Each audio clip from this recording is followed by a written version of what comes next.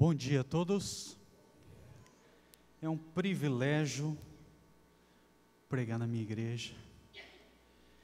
Eu que vivo dando desculpa ali na minha classe, né? Sou da classe 2, a classe do Paulo. Eu a cada 15 dias, em média, frequento a minha classe aqui, porque, como a maioria sabe, como tesoureiro da associação, eu fico pregando nas demais igrejas. Temos aproximadamente 260 igrejas e a gente acaba atendendo elas principalmente aos sábados. Por isso, não tenho aquela frequência toda aqui com vocês. Mas quando consigo conciliar de poder estar aqui e ainda poder repartir um pouco da palavra de Deus com vocês, é um duplo privilégio. Estou muito bem, estou em casa, é um privilégio estar aqui com vocês. Gostaria de fazer uma referência especial. Essa semana eu tive o privilégio de conhecer uma pessoa e fiz o convite para ela estar aqui. Ela bondosamente aceitou o convite e pela primeira vez ela veio na igreja. Cadê o Anderson Pinheiro? Levanta a mão, Anderson. Está lá, ó, Anderson. Muito obrigado porque você aceitou o convite de estar aqui conosco. O Anderson é um vizinho aqui, nosso vizinho, né? Porque se ele é vizinho da associação, ele também é um vizinho aqui da igreja. Anderson, muito obrigado pela tua presença. Anderson, ele está aqui pela primeira vez visitando a igreja. Sinta-se bem em nosso meio. Eu quero também cumprimentar o meu amigo ali, o Atílio Perazzo, está aqui bonito, elegante, né? Também está aqui na nossa igreja. Esse não é visita, né? Esse já é membro regular da igreja já.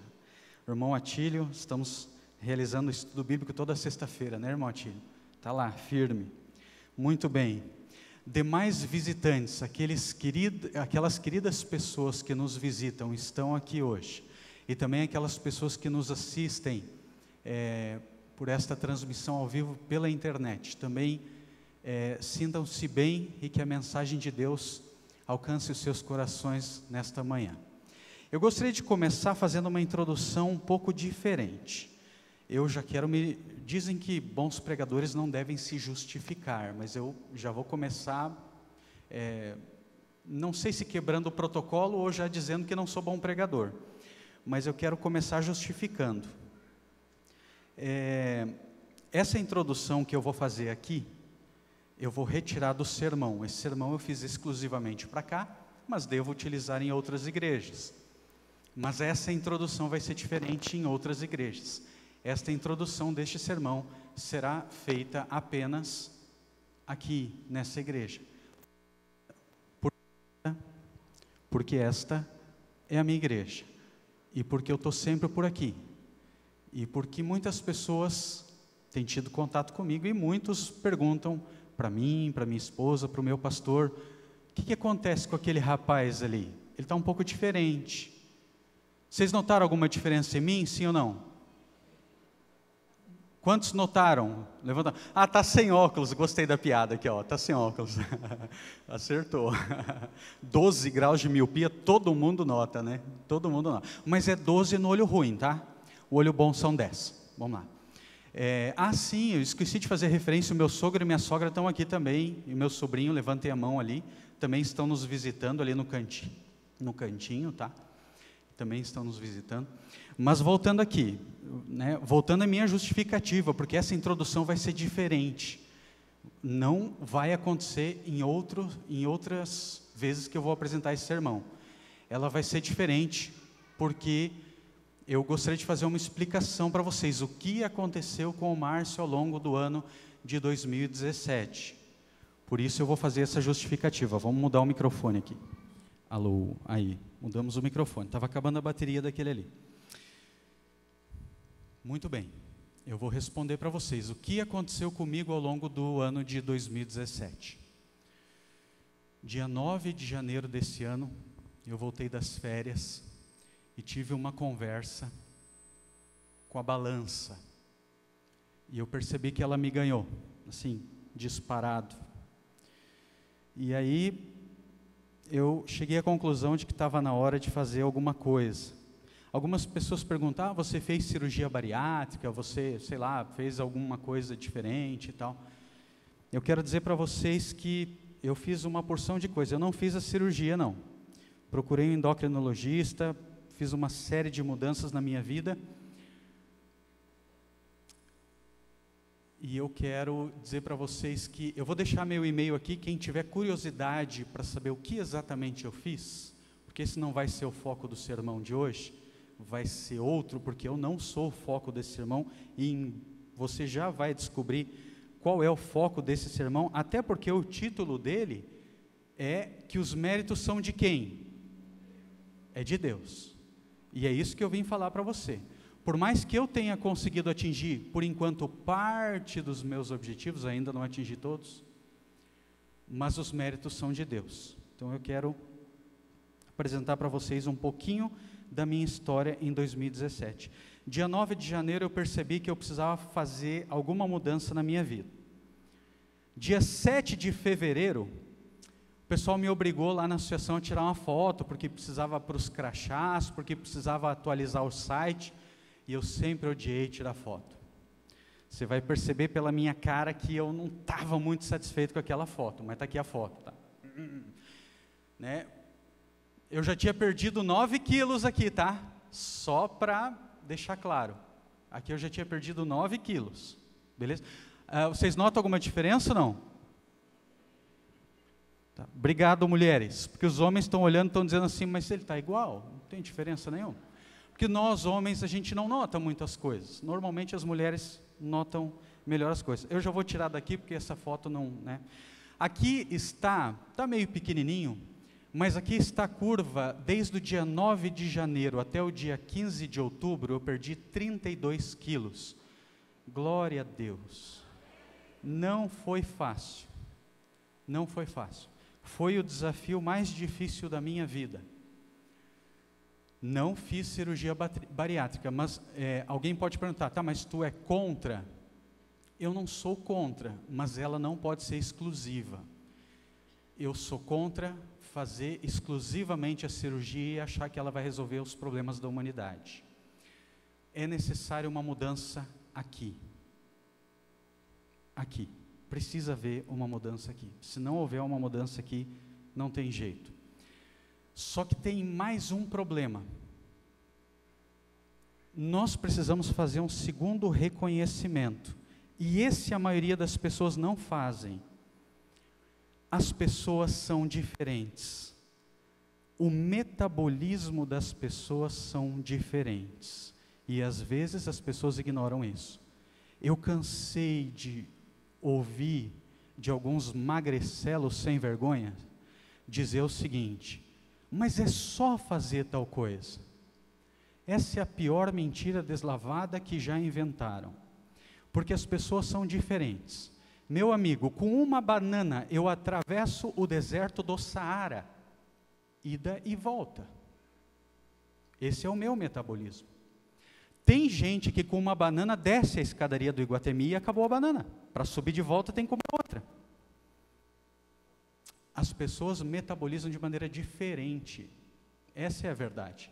Ah, mas eu ouvi um estudo que... Os estudos, eles são contraditórios. Existem estudos que dizem uma coisa, existem estudos que dizem outra, mas o que eu enxergo na minha vida e na vida das pessoas que eu entro em contato é a realidade.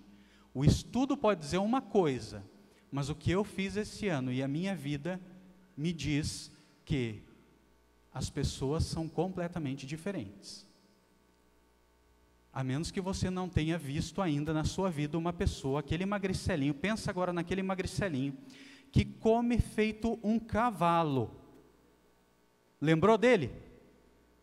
Ele está aqui dentro hoje ou não? Aponta ele para mim. Não, estou brincando. Não expõe ninguém aí. Não expõe ninguém aí. Mas sempre tem aqueles magricelos que comem o que querem e não o quê? Não engordam. Nós vivemos num mundo de pecado. Um mundo onde as pessoas não têm as mesmas condições. Isso do ponto de vista financeiro, do ponto de vista metabólico e de vários outros pontos de vista. Ninguém vai conseguir me convencer que esse é um mundo justo.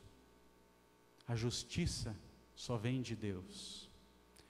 E eu fiz essa introdução, como eu falei para vocês, diferente das introduções que eu farei desse sermão, porque eu tinha uma explicação para dar para vocês. Muitas pessoas perguntam para mim, para minha esposa, até para o pastor já veio me falar que alguns perguntaram para ele também, o que o Márcio fez? O Márcio fez cirurgia, o que ele fez?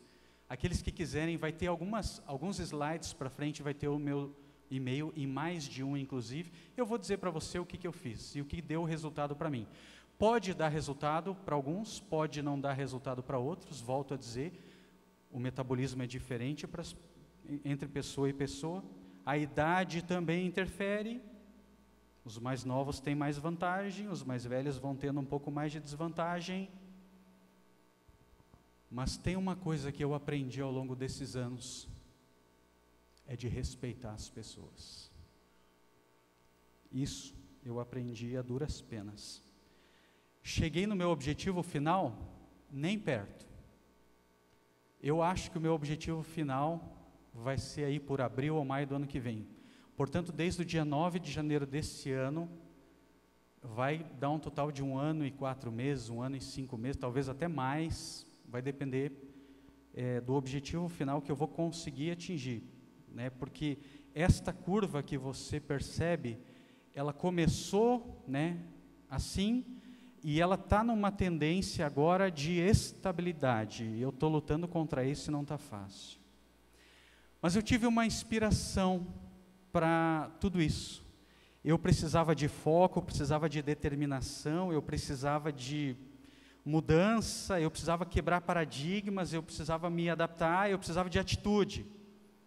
E eu fui buscar inspiração na palavra de Deus, e uma pessoa que me inspirou foi Josué. Josué, juntamente com Caleb, foi espiar a terra prometida e voltou todo otimista. Nós vamos conseguir. É uma terra maravilhosa. Josué focou, juntamente com Caleb, nos pontos positivos da terra prometida. Nós vamos conseguir. Nós vamos chegar lá. E o que os demais espias disseram?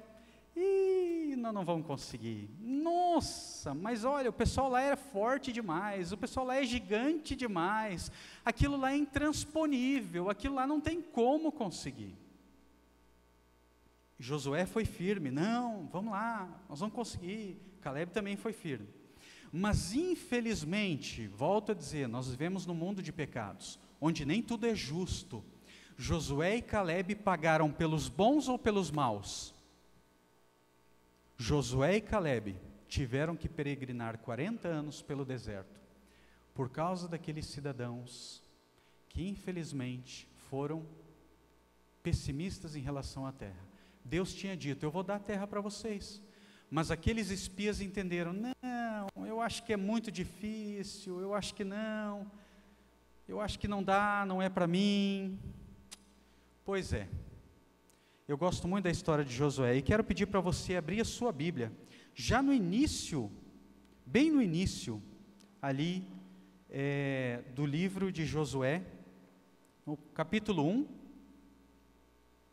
Josué 1 e o verso 7, já está na tela, mas é didático, é importante que você abra a sua Bíblia, Josué capítulo 1 e verso 7, onde nós lemos o seguinte: somente seja forte e muito corajoso, tenha o cuidado de obedecer a toda a lei que o meu servo Moisés lhe ordenou, não se desvie dela nem para a direita, nem para a esquerda, para que você seja bem-sucedido por onde quer que andar. Deus deu um sábio conselho para Josué, e você precisa prestar atenção nesse conselho. Seja forte, seja muito corajoso, e obedece toda a lei. Forte, corajoso e obediente. Josué foi um grande líder do povo de Deus. Qual foi o segredo de Josué, afinal de contas? Qual foi o segredo de Josué? Ele ouviu atentamente aquilo que Deus aconselhou e, obviamente, seguiu o conselho de Deus. Agora, Ellen White, no livro Patriarcas e Profetas, ela escreveu esse texto fantástico a respeito do motivo, do grande segredo de Josué. E eu queria ler com você. Josué recebera a promessa de que Deus certamente subverteria aqueles inimigos de Israel. Contudo, aplicou tão decididos esforços como se o êxito dependesse unicamente dos exércitos de Israel. Fez tudo o que a energia humana poderia fazer e então, pela fé, clamou rogando auxílio divino. O segredo do êxito está na união do poder divino com o esforço humano. Aqueles que levam a efeito os maiores resultados são os que mais implicitamente confiam no braço do Todo-Poderoso. Amém? Qual o segredo de Josué? Ele baixava a cabeça e trabalhava como se tudo dependesse do quê? Do braço dele.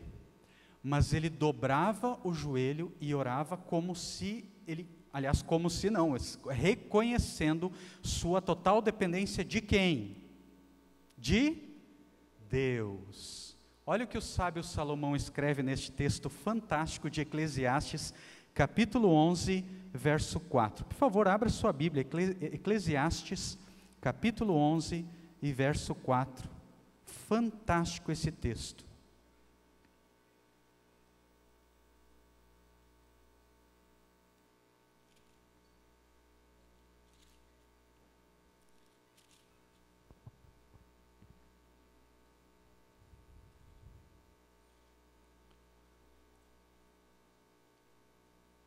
Quem observa o vento nunca semeará, e o que olha para as nuvens nunca cegará.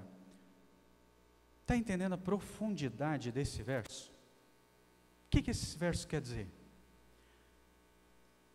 Aquele que fica só observando, de braço cruzado, que fica olhando assim, eu acho que vai chover, eu não vou nem sair, eu estou achando que não vai dar certo, olha, está tudo indicando que não vai dar certo, eu não vou nem tentar. Quais são os resultados que a pessoa vai colher? Quais são as nossas prioridades? Nós estamos plantando aquilo que queremos colher? Essa é a pergunta. Porque normalmente a gente colhe aquilo que planta. E esse texto é fantástico. Esse texto é fantástico. A gente não pode ficar parado de braço cruzado. A gente tem que fazer alguma coisa. A gente tem que priorizar alguma coisa. Falar em prioridades, deixa eu mostrar para vocês uma tela que fica circulando durante todo o horário de expediente dentro da associação, em cada um dos andares da associação. Nós temos lá o que chamamos de mural eletrônico. Todos os distritos de nossa associação, a cada trimestre, nós fazemos um levantamento dos dados de cada um dos nossos distritos, e eu separei aqui o distrito do Iguatemi. E essa é a tela que hoje, está ao longo do mês de novembro e dezembro, vai ficar, e janeiro, vai ficar essa tela todo dia. Quando você for na associação, você pode olhar. No primeiro andar tem um mural eletrônico, que é uma TV que fica passando, no segundo andar tem outra, no terceiro andar tem outra, e fica passando. Todo dia, toda hora, fica passando. Fica passando não só isso, mas outros comunicados da associação, eventos da associação, todos os banners eletrônicos. Esse é um deles. Toda vez que você for lá, você pode comparar como é que está o distrito do Iguatemi com relação aos demais distritos. Lembrando que o distrito do Iguatemi, ele é composto pela igreja do Iguatemi. O pastor acabou de dizer que ela tem 624 membros, é isso, pastor? 624 membros, e pela igreja do bairro ali do Morro Santana, que tem 41 pessoas, só, tem 41 pessoas, mas na proporção, obviamente a igreja aqui, ela contribui significativamente para esses dados, né? Então, eu gostaria de analisar com vocês um pouquinho esses dados, porque esses dados para mim são extremamente relevantes para a nossa igreja. Por que eu usei Josué para introduzir esse assunto? Por uma questão bem simples. Para mim, Josué é um exemplo de foco, determinação. Josué colocava um objetivo, ele chegava. Por quê? Porque ele era o exemplo de esforço humano com poder divino. Ele fazia o que precisava fazer. Ele não era um camarada que dizia assim, ó, não, eu sou salvo pela graça, não preciso fazer nada. Mas por outro lado, ele confiava em Deus. Ele sabia que ele era um pecador miserável que carecia da graça de Deus. Então Josué é um exemplo do equilíbrio que nós cristãos precisamos ter. Reconhecer como reconhecemos na escola sabatina que somos salvos pela graça e não há nada que possamos fazer para merecer a salvação, ou para pagar a salvação, ou qualquer coisa que você possa pensar ou planejar. Mas, uma vez salvos, uma consequência natural de alegria, um reflexo natural de quem é salvo pela graça, mediante a fé, a própria Bíblia diz que a fé sem obras é o quê? É morta. Já queimei o texto que está pela frente aqui, né? Nós precisamos refletir a fé que a gente diz que tem. A gente tem realmente fé? Se eu fizer uma pergunta aqui, você tem fé? Eu tenho certeza, todo mundo vai levantar a mão. Eu tenho fé. Eu tenho fé. Mas aí eu pergunto, você estuda a lição todo dia na sua casa? Esses dados aqui me dizem que apenas 38% no quarto trimestre, porque no terceiro trimestre apenas 30% disseram que estudam a lição ou a Bíblia regularmente em sua casa. 38%. Sabe por que houve um salto tão significativo do segundo trimestre para o terceiro trimestre desse ano? Porque o pastor estrategicamente deixou de fazer a pergunta no final da escola sabatina e resolveu colocar a pergunta onde? No culto. Porque o irmão Luciano, cadê o irmão Luciano? O irmão Luciano veio aqui e deu um testemunho, e o testemunho dele assim fez a gente fazer o quê? Ele tem razão. Valorizou o quê? A escola sabatina. Fez muito bem.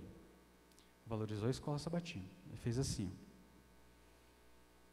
Porque o pastor percebeu que se a gente coletar os nossos dados só na escola sabatina, a gente não vai ter a realidade da igreja, porque muita gente acaba vindo somente para o culto. Eventualmente não tem problema, mas especialmente para os membros da igreja, aqui eu não estou falando para os nossos queridos visitantes, eu estou falando para os membros da igreja. Estou falando aqui como responsável pela mordomia desta igreja. Nós, como membros da igreja, temos que ter mais compromisso com essa igreja. Somos salvos pela graça, temos fé, mas na hora de ter a comunhão com Deus, a gente não dedica tanto tempo assim para as coisas de Deus. 38% desta igreja está respondendo, sim, eu estudo a Bíblia, a lição com regularidade. Né? Na questão do relacionamento, apenas esses mesmos 38% estão dizendo, eu ajudo as pessoas, eu tenho um relacionamento com as pessoas, eu me dou bem com as pessoas, eu faço bem para as outras pessoas. Somos cristãos, o que Jesus mais fazia era ajudar o próximo, e 38% do nosso distrito está dizendo que está fazendo aquilo que Jesus mais fazia. Jesus é o nosso exemplo. No quesito missão, levar a mensagem do Evangelho às outras pessoas, seja doando livros, seja entregando folheto, apenas 32%, e volto a dizer, esse é o número do culto, é o número onde está todo mundo da igreja, 32% estão dizendo, sim, estou fazendo. Já o número de discipuladores, aqueles que estão mais na linha de frente, dando estudo bíblico, apenas 5%, e número de interessados, temos apenas 21 interessados. Esses números, eles são um pouco preocupantes, porque eles refletem as nossas prioridades. Se eu perguntar para a igreja aqui, quantos querem ir para o céu? Tenho certeza, todo mundo vai levantar a mão sem exceção. Todos queremos ir para o céu, todos queremos nos salvar, todos queremos, né, que Jesus volte logo. Mas quantos de nós estamos realmente preparados para esse evento? Quantos estamos nos preparando para esse evento? Quantos estamos, de fato, tendo um relacionamento com o Senhor que vai voltar? Como deveria? Até o dia 9 de janeiro desse ano eu tinha consciência, eu preciso fazer alguma coisa. Eu estava naquela fase consciente, eu sei o que eu preciso fazer. Eu sei exatamente o que eu preciso fazer. Meu objetivo aqui é que você vire a chave do conhecimento teórico para o conhecimento prático. Você sabe se você precisa parar de estudar lição de vez em quando para estudar lição todo dia. Você sabe que você deve, ou se você deve, deixar de fazer as coisas só de vez em quando para fazer as coisas diariamente. Ou deixar de ser algo de vez em quando para virar algo rotineiro, as suas atitudes mais semelhantes a Cristo. Deixa eu passar, como eu falei para vocês, como tesoureiro da associação, os meus sermões normalmente são direcionados para a área de mordomia cristã. A área de mordomia cristã envolve a comunhão, né? Envolve relacionamento, missão, obviamente, esses dados que eu passei para vocês. E a área de mordomia cristã, juntamente com a tesouraria, ela tem essa preocupação, né, de dízimos e ofertas. Eu não vou parar nesse assunto, eu vou apenas passar ele por alto e mostrar a realidade da igreja do Iguatemi no quesito dízimos e ofertas. No quesito dízimos, nós temos 24% da igreja como aquilo que a gente chama de dizimistas regulares, aqueles que são aqueles que fazem a contribuição com regularidade mensal. 28% aqueles que não são bem regulares e 48% aqueles que são irregulares. Aliás, 48% aqueles que não são dizimistas. E no caso de oferta, a coisa fica um pouco mais complexa aqui, né? Apenas 8% são regulares, 30% não regulares e 62% absolutamente não há registro. É bem verdade que, e isso é um ponto que a gente pode ajudar, e é por isso que eu deixei o meu e-mail aqui embaixo. Por favor, anote meu e-mail, não só para pegar as dicas, né, do que eu falei para vocês, mas para, se você tiver uma dúvida, se você tiver uma pergunta, diferença de dízimo e oferta, como é que funciona, como é que não funciona, eu vou poder te ajudar. Como tesoureiro da associação, o que eu não puder te ajudar, eu tenho todos os meus amigos pastores que vão poder me assessorar, que vão poder te assessorar, vão poder responder as perguntas. Aquilo que eu não puder te ajudar, vou conseguir ajuda. Mas o meu e-mail também é para ajudar em outras perguntas que você tem a respeito. Para onde vai o dinheiro do dízimo? Do que é feito? O que pode ser usado? O que não pode? A nossa igreja tem um diferencial muito grande. Em seguidinho eu vou falar até a respeito desses diferenciais. E eu queria que a gente explorasse um pouquinho mais. Então, o meu e-mail está um pouquinho, está pequenininho ali, né? marcio.silva@adventistas.org.br. Se você não tiver caneta agora, você não conseguir anotar, o pastor está autorizado a passar o meu e-mail para quem desejar, ok? Nós, como cristãos, precisamos ter atitude. Um cristão deve ter determinação, proatividade, atitude, foco. Nós precisamos crescer diariamente. Eu preciso hoje ser melhor do que eu fui ontem e um pouquinho pior do que eu vou ser amanhã. Concorda comigo? Esse é o processo de santificação. Essa é a caminhada que um cristão precisa ter. Esse é um processo. A gente precisa caminhar nesse processo. O que mais um cristão deve? O cristão deve confiar em Deus, acima de tudo. Ter fé verdadeira. Eu gosto muito do exemplo de Daniel. Aliás, dos amigos de Daniel, porque Daniel não estava nesse episódio. Lembra o episódio da fornalha ardente? Os amigos de Daniel não se curvaram à grande estátua de Nabucodonosor. E Nabucodonosor se enfureceu e falou para eles: eu vou dar mais uma oportunidade, vocês vão se ajoelhar. Se vocês não se ajoelharem, eu vou mandar aquecer 7 vezes mais essa fornalha e vocês vão entrar dentro da fornalha. E eles de antemão já falaram: rei, Nem perca teu tempo. O nosso Deus a quem nós servimos, Ele vai nos livrar, ponto. O nosso Deus a quem nós servimos, Ele vai nos livrar. Isso é fé. Agora, o texto continua, isso está lá em Daniel 3,16. 16 a 18. Se Ele não quiser livrar, olha que completa a fé deles. O nosso Deus vai nos livrar.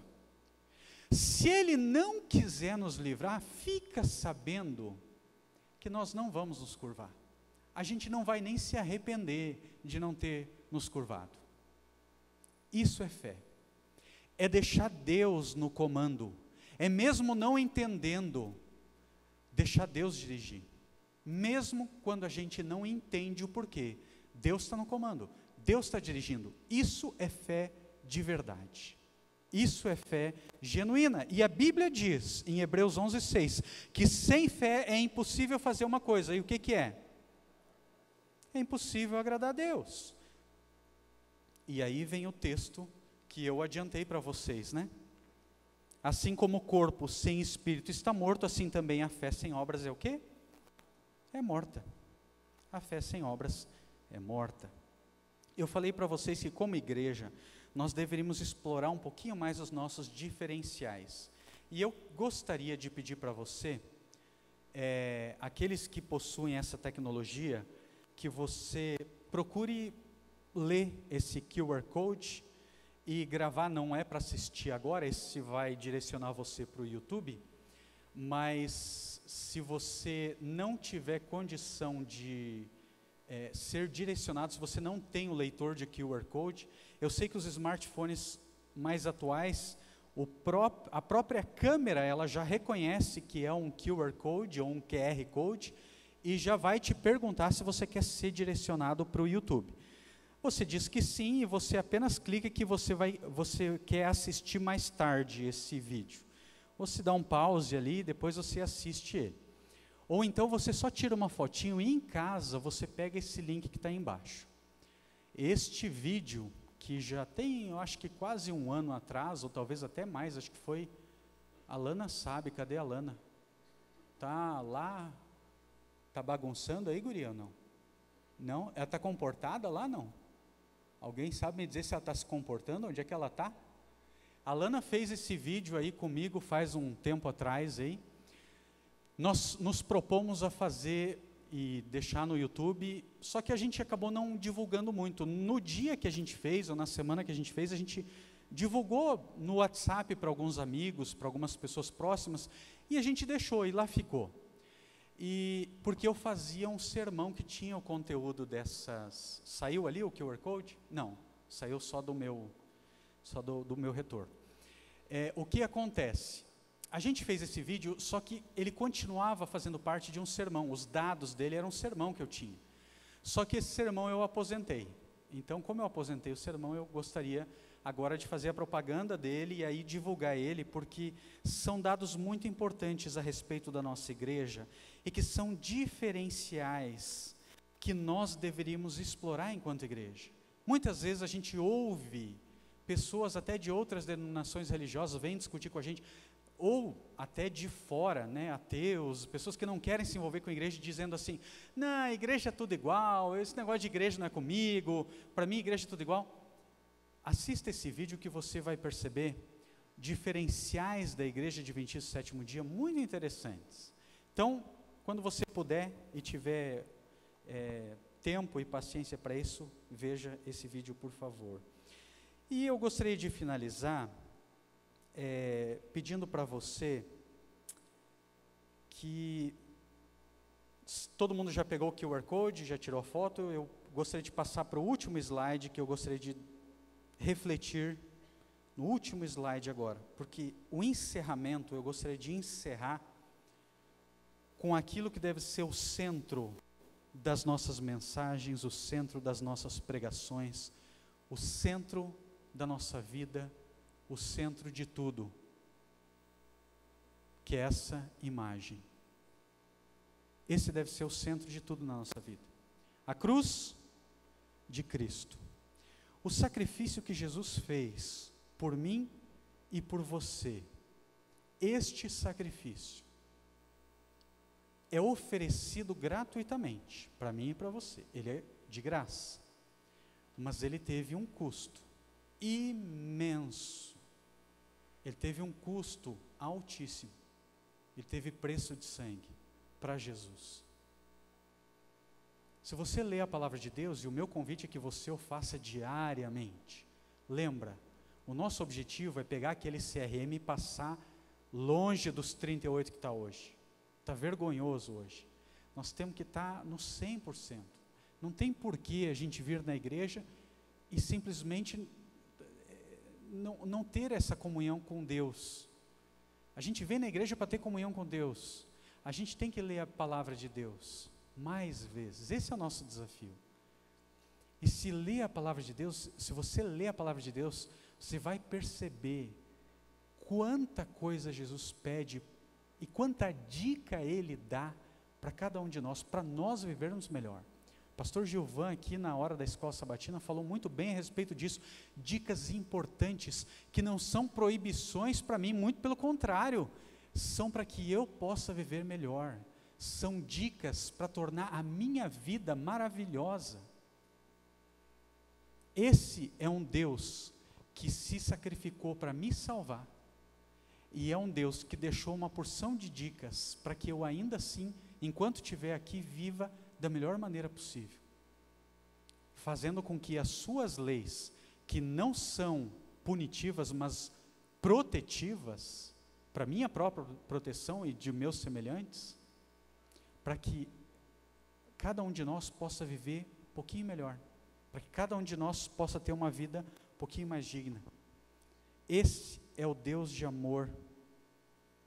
Esse é Jesus, que deu a sua vida por mim e por você, para me salvar e para te salvar. Que Deus te abençoe ricamente, que você possa refletir diariamente no sacrifício que Jesus fez na cruz do Calvário, por mim e por você. Não importa a tua condição, não importa como você está, não importa o que você tem ou o que você não tem. Aliás, tem uma música muito bonita que será cantada pela Aline na sequência. Para quem nada tem, Jesus Cristo é tudo. Para quem nada tem, Jesus Cristo é tudo. Ouça essa música, reflita na belíssima letra deste hino. Que Deus te abençoe ricamente. Amém?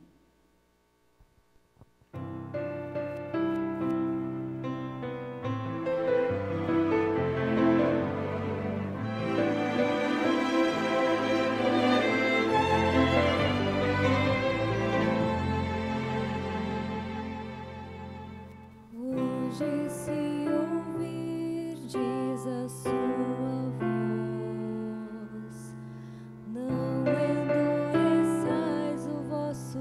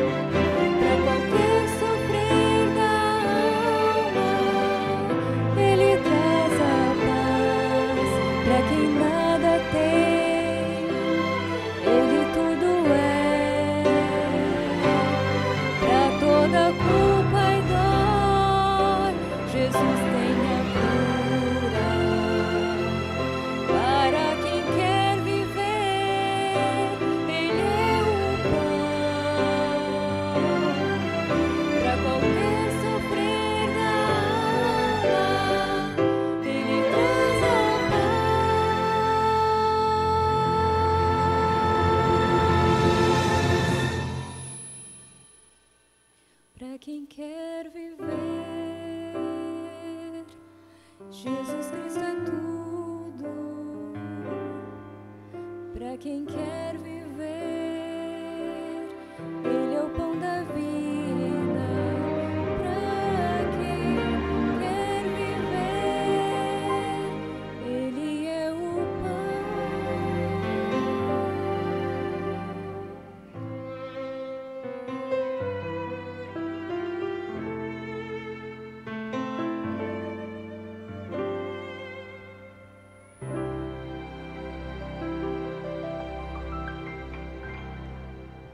Vamos ficar em pé, vamos orar.